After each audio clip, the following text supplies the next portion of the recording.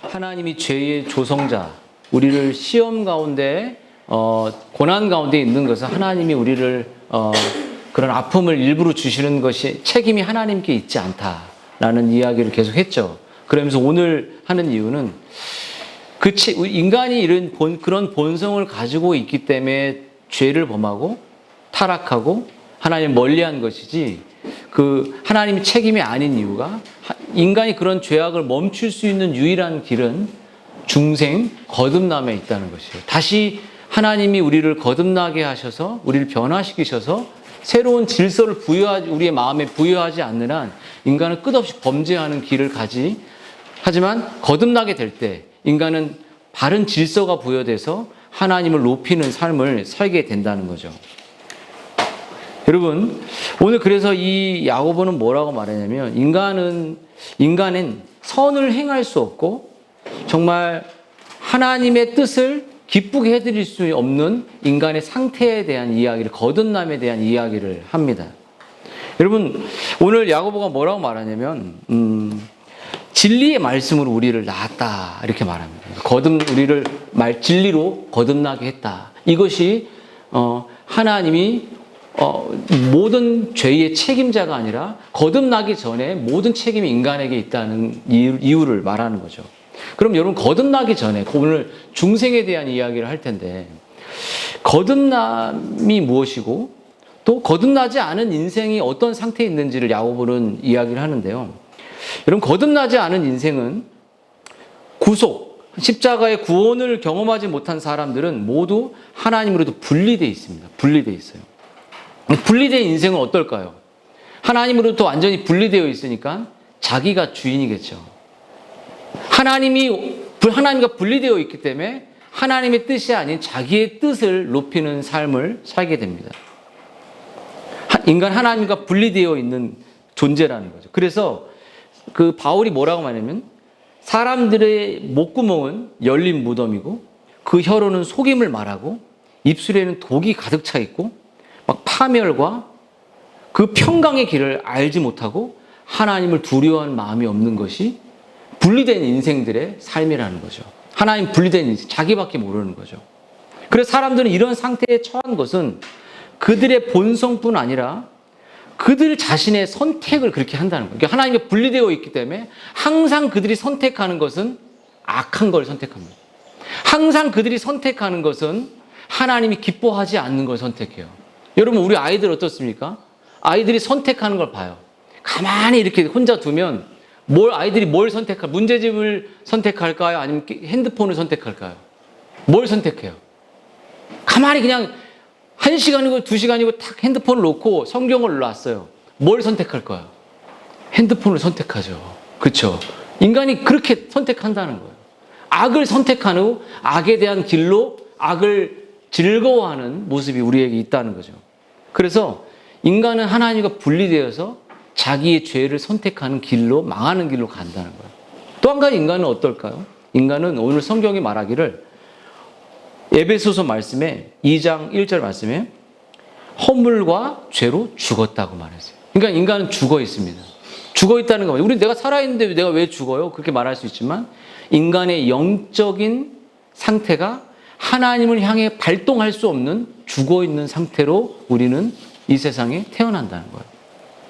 그래서 완전히 조금 살은 게 아니라 완전히 죽은, 펠라기우스나 아르미스유지가처럼 뭔가 인간이 조금 살아 있어서 선한 것을 선택할 수 있는 존재라고 말하지만, 우리 이 개혁주의, 우리 진리의 교회는, 말씀을 전하는 성경의 사상은 인간이 완전히 허물과 죄로 죽었다. 죽은 사람들은 공중의 마귀들이 추구하는 방향으로 자기중심적인 삶을 살게 되죠. 그래서 인간이 그렇게 절망스러운 건 뭐냐면, 인간이 그렇게 분리되어 있고 죽어 있기 때문에 인간은 자신의 본성을 스스로, 타락한 그 본성을 변화시킬 수 있는 힘이 인간에게는 없다는 거예요. 여러분, 어떤 예배를 우리가 오늘 잘 드렸어요. 예배를 드렸어요. 그럼 내 본성이 정말로 바뀔까요?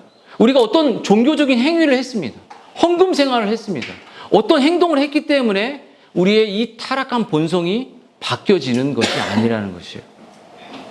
오늘 성경은 뭐라고 말하냐면 우리의 이 본성의 새로운 성향을 창조해내는 하나님의 전적인 역사가 없이는 인간 스스로 외적인 어떠한 종교적인 행위로 말미암아 인간의 이 분리되어 있고 죽어있는 자기중심적인 이 본성을 바꿀 수 없다. 그 누구도 외적인 행위로 바꿀 수 없다라는 거죠.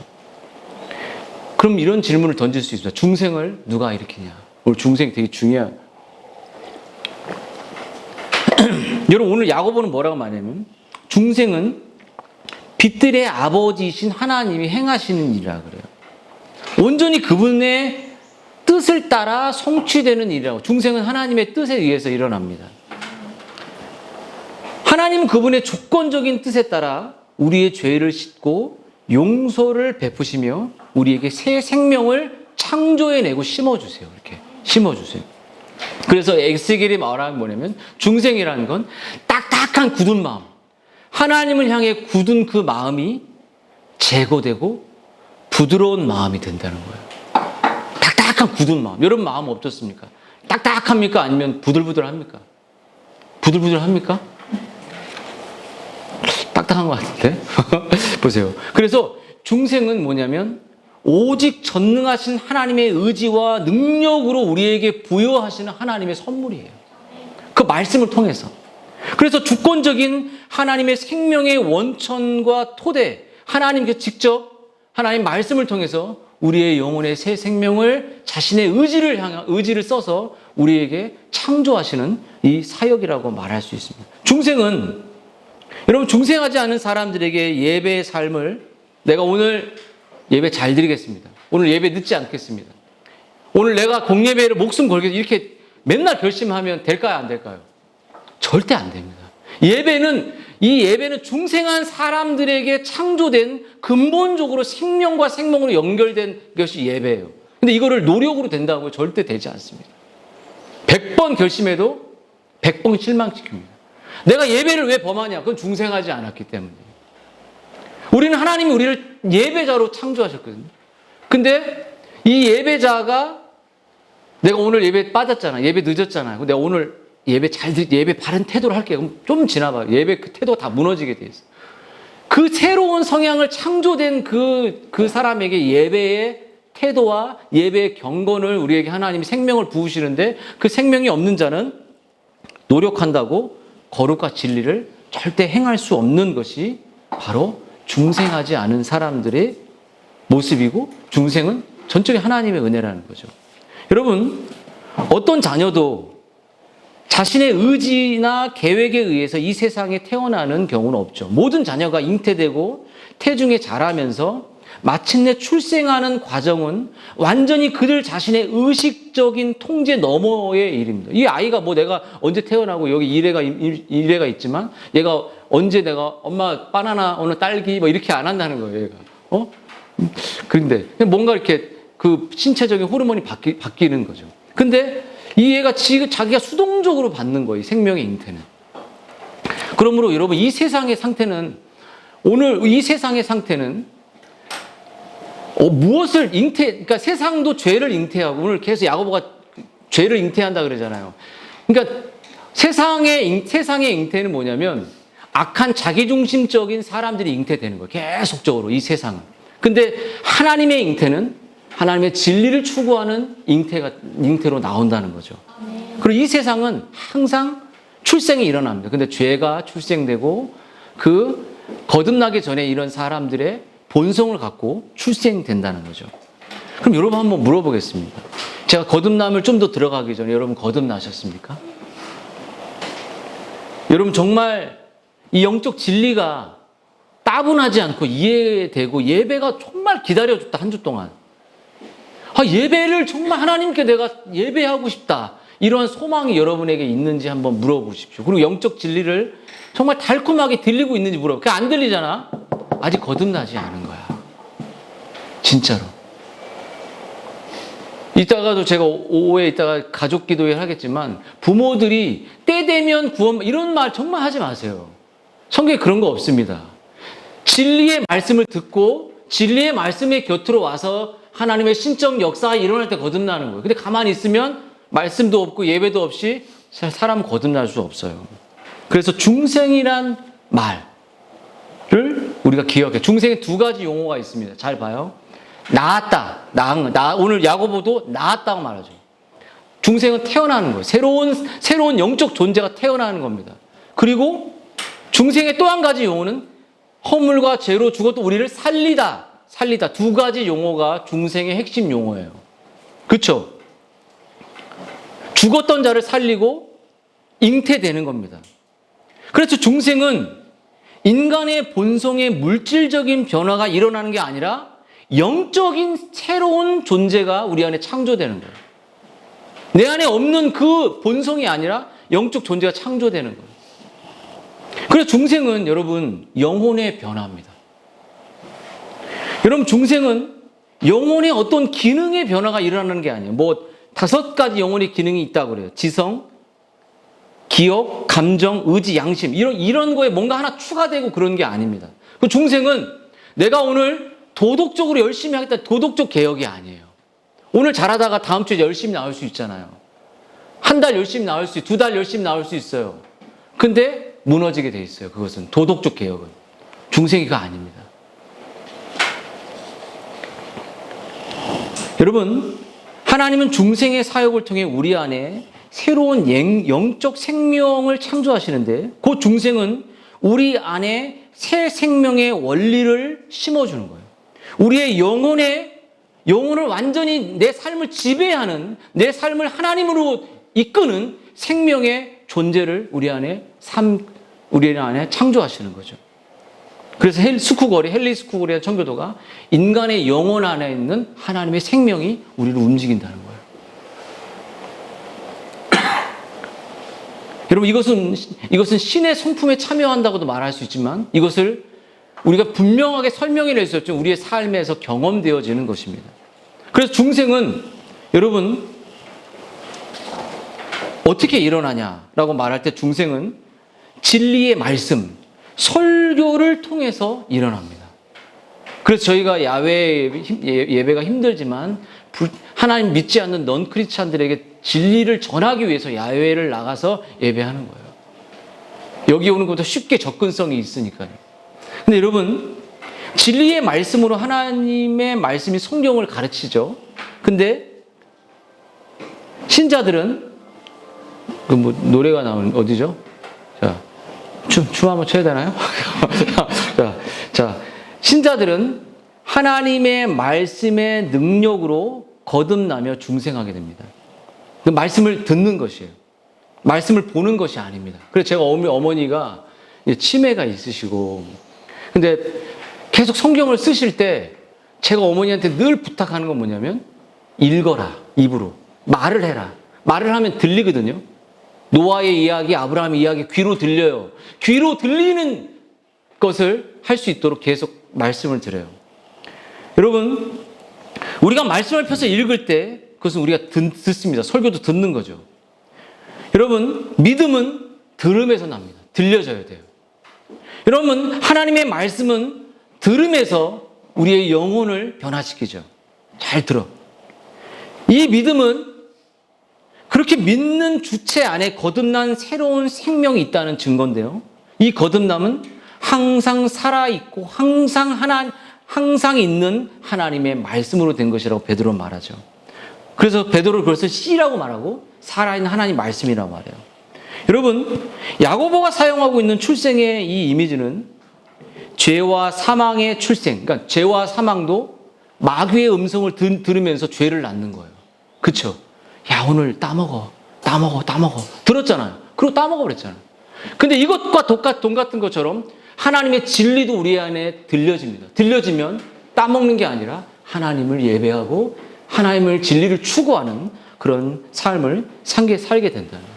근데 여러분 말씀을 통해 우리가 중생하게 될 때 정말 하나님의 진리가 우리에게 들려오죠. 그것이 율법이라고 말할 수 있습니다. 하나님의 진리가 엄중하게, 어떤 진리가 들어오냐면, 민수기 21장에 너희들은 불뱀에 물려 있어. 이스라엘 백성들이 불뱀에 물렸습니까? 안 물렸습니까? 물렸죠. 그 온 독이 우리의 영혼을 압도해 버렸습니다. 그 독이 퍼져서 우리 자신밖에 안 보여요. 그 독이 퍼져서 물질밖에 안 보입니다. 그 독이 퍼져서 이 세상밖에 안 보여요. 독이 퍼져서 염려밖에 안 보입니다. 이 독이 퍼져서 미래를 내가 스스로 준비하는 독으로 다 가득 차버렸어요. 그래서 나는 그 염려와 세상의 이 죄악으로 사단의 공중 잡은 이 타락으로 그들의 종이 되어서 질식되어 버립니다. 그때 진리의 말씀이 그 영혼에 선포돼요. 그때 하나님이 우리에게 뭐라고 말하면 노뱀을 쳐다보라. 네가 영원히 죽을 수밖에 없고 이 길로 가면 너는 패망이고 네가 이 길로 가면 영원히 하나님 없이 그냥 네 자녀고 네 가족이고 미래의 두려움 속에 늘 살아갈 거라고 이 마귀의 뱀이 물었다고 우리에게 알려줍니다. 그때 노뱀을 보여줘요. 그 요한복음 3장의 말씀이겠죠. 타이폴로지. 그때 노뱀을 볼 수 있는지, 어떤 사람이 노뱀을 보게 해서 자기가 볼뱀이 물렸다고 깨닫는 사람만 보는 거예요. 자기가 지금 아프다는 사람만 의사에게 갈 수 있는 겁니다.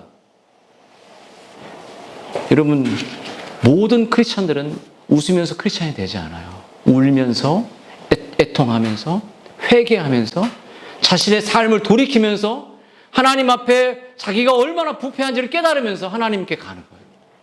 그리고 노뱀을 정말 신적인 은혜로 쳐다볼 때 어느새 내 안에 독이 빠지고 살아나는 것을 경험하는 거예요.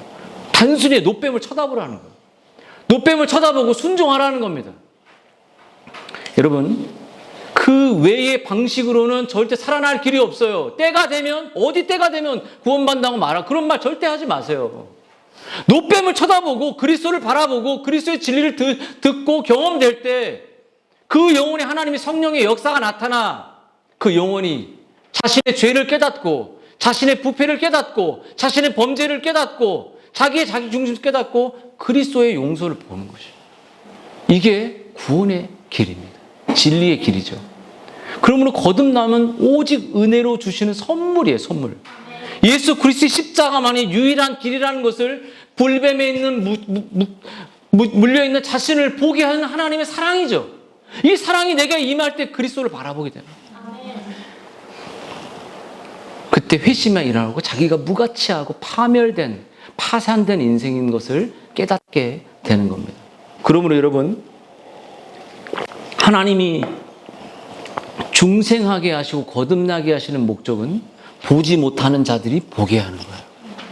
노뱀이 안 보이, 그리스도가 안 보이는데 그것을 보게 하는 것이죠. 예배자의 눈으로 바뀌게 되는 거예요. 참으로 보는 사람들은 못 보게 됩니다. 여러분, 이것이 오늘 야고보가 말하는 첫 열매라고 말하는, 이런 열매들이 진리를 통해 계속 열매를 맺게 된다는 것, 낳는 열매를 맺게 된다는 것이요. 여러분, 보게 될 때 뭘 보게 되죠? 영원한 가치를 보게 됩니다. 영원한 하늘의 기업을 보게 되고 하나님의 나라를 보게 되고 하나님의 임재를 보게 되고 하나님의 영광을 보게 되고 내 삶의 목적이, 결혼의 목적이, 인생의 목적이, 살아가는 목적이 하나님이 영광에 있다는 그 가치로 내 눈이 뒤집어 버리는 거예요. 이거 중생이에요. 그 주님이 뭐라고 말이죠? 보지 못하는 자를 보게 하고 보는 자들을 소경이 되게 합니다. 이것이 교만한 자들은 보지 못하는 거죠. 여러분, 거듭나서 주님을 믿게 된 모든 사람들이 이런 과정을 겪게 돼요. 여러분이 거듭났는지 봐야 돼요. 우리 어린 아이들도. 여러분, 자기의 지식과 종교의 열심으로 거듭난 자는 하나도 없습니다. 하나님의 말씀을 통해 영혼의 새 창조를 하심으로 왜곡되고 어그러진 이 세상이 하나님의 법과 나라의 법과 질서를 세워 어두운 세상에서 바른 질서 있는 빛이 되는 삶을 살도록 우리를 하나님이 불렀죠. 그렇다면 여러분, 한번 제가 거듭남의 증거를 한 몇 가지 제시를 해보겠습니다. 이 거듭남의 증거가 여러분에게 있다면, 하나라도 있다면, 미약하게라도 있다면 내가 정말 거듭난 구원의 하나님의 자녀인 것을 돌아보고 내가 이 증거가 나한테 이해되지 않고 없다면 우리 지체들이 내가 아직 구원의 은혜를 경험하지 못했다라고 안타까워해야 돼요. 여러분, 이 거듭남은 생명의 표지로 우리들에게 나타납니다. 여러분, 생명을 가졌다면 어떤 형태로든지 그 생명의 시금석이 나타나게 되었어요. 그것이 이렇게 그 생명의 테스트라고 말할 수 있죠. 여러분, 그 첫째, 내가 거듭나서 생명을 가졌다는 시금석의 첫째는 여러분, 내가 예수 그리스도가 나의 구주이심을 믿는 것이에요. 어떠죠? 불뱀에 물려있는 사람들이 저 노뱀을 바라볼 때 대충 믿었을까? 아니면 살고 싶어 믿었을까요? 살고 싶어 믿었어요.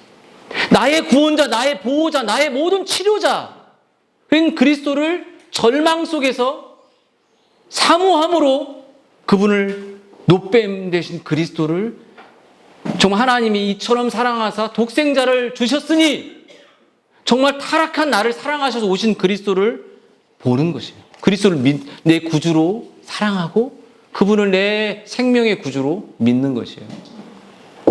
우리 주일학교 친구들, 예수님이 여러분의 구원자라고 믿나요?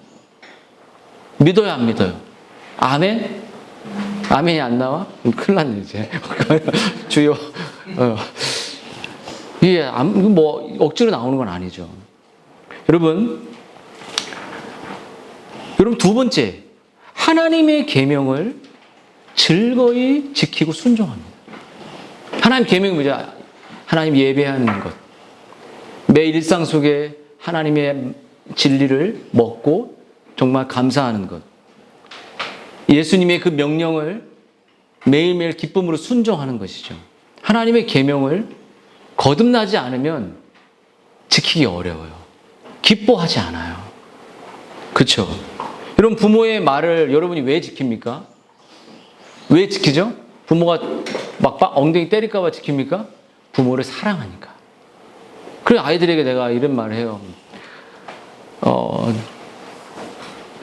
지금 엄마 아빠가 열심히 돈을 벌고 노력하니까 이걸 불쌍히 여기고 사랑해서 그것 때문이라도 공부하거라. 하나님의 영광 이런 거 얘기도 안 합니다. 뭐 영광이야, 영광 게임의 영광 이런 것만 있겠지. 그런 얘기 안 하고 부모를 우선 갖다 드려요. 언젠가 그 날이 오기를 중생하기를 기도하죠. 여러분 하나님의 자녀와 마귀의 자녀를 구분하는 방법은 하나님의 자녀가 거듭난 사람들은 계명을 너무 기뻐합니다. 여러분 계명을 기뻐하는지 보세요. 예배를 지키는 걸 기뻐하는지 보십시오. 또 한 가지, 여러분 안에 성령의 내주하심이 있습니다. 여러분 하나님을 아빠라고 부를 수 있어야 돼요. 엄마 아빠 부를 수 있잖아요. 하나님도 아빠 이렇게 불러요. 힘들 때 아버지 저 도와주세요. 하나님을 아빠 아버지라 부른다 라고 부르죠.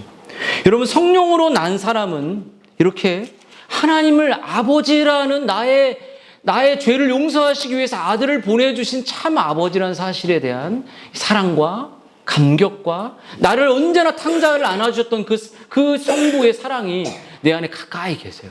그 삼위 하나님의 생명 구원을 사귐이라고 말했어요.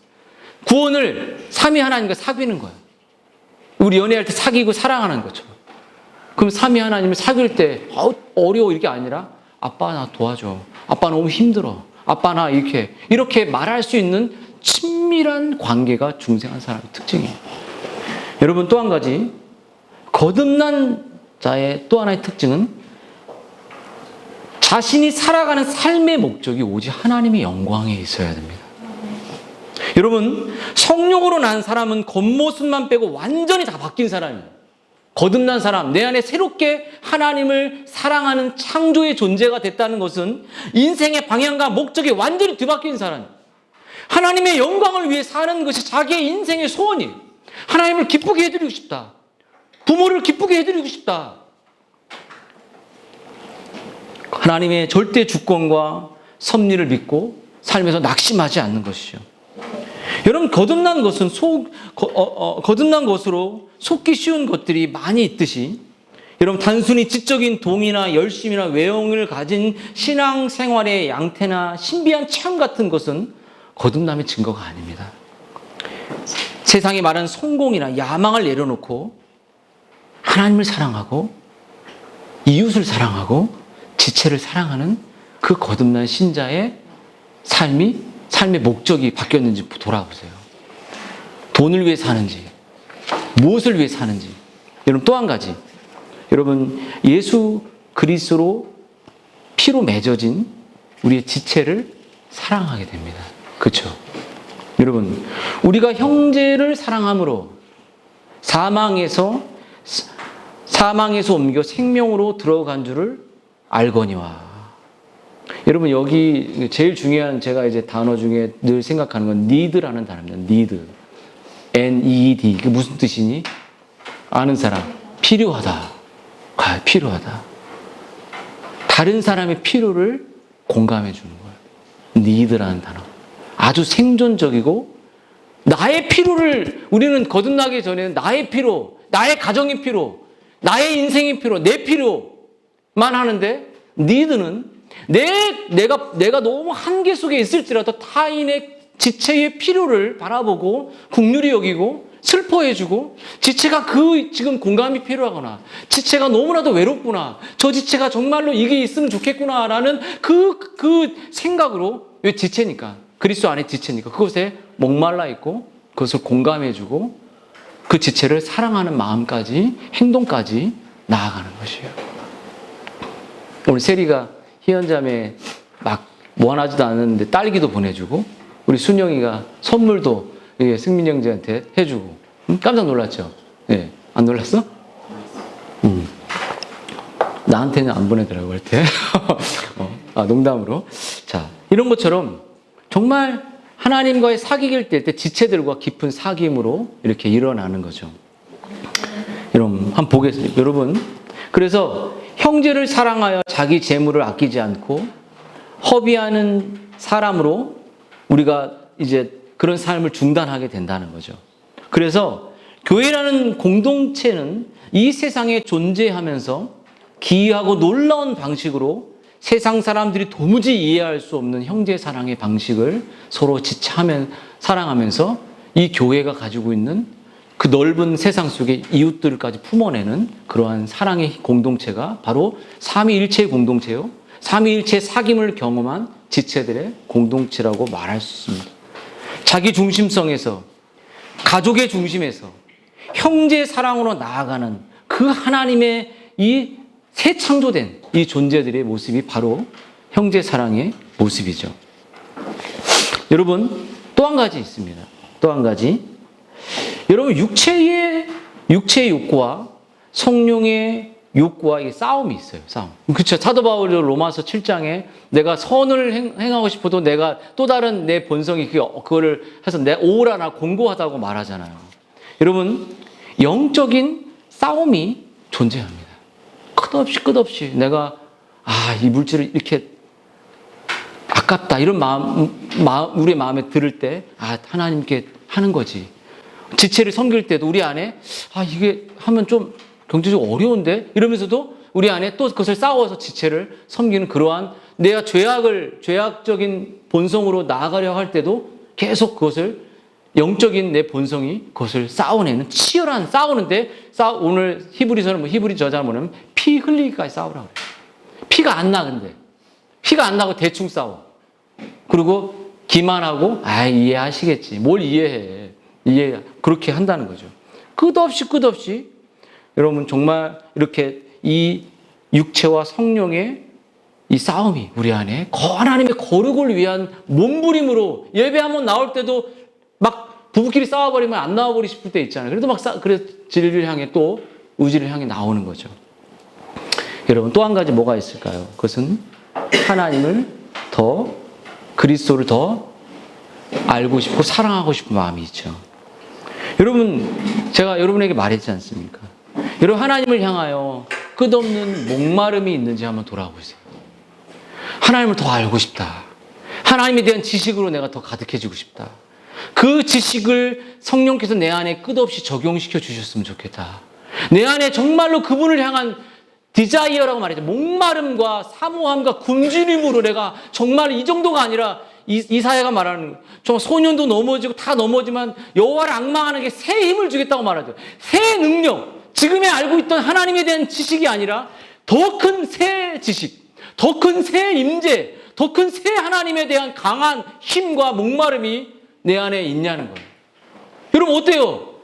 30년, 40년을 살아도 맨날 지식이 고마워양이고 그리스도의 지식을 분별할 수도 없고 자식에게 그 진리를 설명할 수 없고 지체들에게 할 수 없는 그 지식이 아니라 더 목마름, 더 큰 갈망이 여러분에게 있는지, 주림과 목마름이 여러분에게 끝없이 사심이 시냇물을 찾듯이 정말 있는지 한번 돌아보세요. 한번 여러분의 지식과 그 갈망이 정말 그래서 죄를 미워하고 그리스도를 닮아가기를 소망하는 마음이 있는지 여러분 물어보십시오. 여러분 설교를 마무리해 보겠습니다. 여러분 거듭난 삶, 거듭난 게 뭔지 제가 이렇게 쭉 얘기했잖아요. 한번 물어보겠습니다. 여러분 거듭났습니까? 거듭난 전과 거듭난 후는 완전히 다릅니다. 제가 어거스틴의 예를, 회심의 이야기를 좀 들려드릴게요. 한번 이제 회심을 어거스틴이 로마서의 말씀을 자다 깰 때 일어난 그 회심의 그 성경을 듣고 톨레레게라는 걸 듣고 그가 완전히 사생아까지 나면서 그 방탕했던 그의 삶에서 회심이 빛이 임했을 때 한 번은 회심한 어거스틴이 길을 이제 걷고 있는 거예요. 이제 옛날처럼 걸었죠. 예전에 그와 함께 살았던, 근데 걷고 있을 때 예전에 그와 함께 살았던 여인이 많이 있었겠죠. 여인이 걷는 어거스틴을 보기 시작한 거예요. 그렇죠? 하지만 어거스틴은 아무 대답, 그 여인이 어거스틴을 불렀어요. 어거스틴 이렇게. 좀 리얼한가요? 아닌가요? 근데 어거스틴 불렀어요. 그 여인이 아주 매혹적인 모습으로, 매혹적인 그것으로 어거스틴을 부르기 시작했습니다. 그 여인은 끈질기게 계속 불렀고 마침내 어거스틴 앞에 다가와서 죄의 속삭임, 들릴라가 속삭이는 것처럼 어거스틴을 부르기 시작했어요. 그리고 달려와서 이렇게 탄원했어요. 어거스틴 나예요. 나예요, 나.